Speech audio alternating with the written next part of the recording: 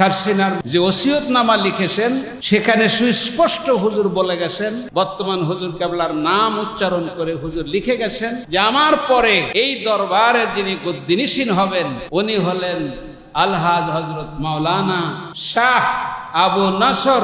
নেসারউদ্দিন আহমদ হুসাইন সাহেব, বর্তমান হযরত পীর সাহেব হুজুর কেবলা। অতএব এখন আমাদের পীর ও মুর্শিদ বর্তমান হুজুর কেবলা। শারসিনার মাহফিলে যখন মরহুম হুজুর কেবলা শেষ দিকে শারসিনার অগ্রহায়ণে ফাল্গুনে তালিম দিতেন, তালিম শুরু করে কয়েকবার জিকিরের তালিম জিকির করিয়ে মরহুম হুজুর কেবলা মাইকটা বর্তমান হুজুরের কাছে দিয়ে দিতেন এবং হুজুরে হায়াতে থাকতে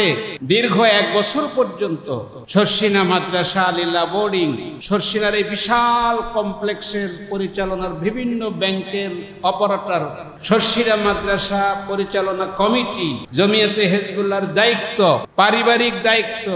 বন্টননামা, এগুলি হুজুরে হায়াতে থাকতেই সব কিছু মরহুম হুজুর কেবলা বর্তমান হুজুর কেবলাকে বুঝিয়ে দিয়ে গেছেন। ডাইনে বামে কোনো সুযোগ আমাদের আর নাই।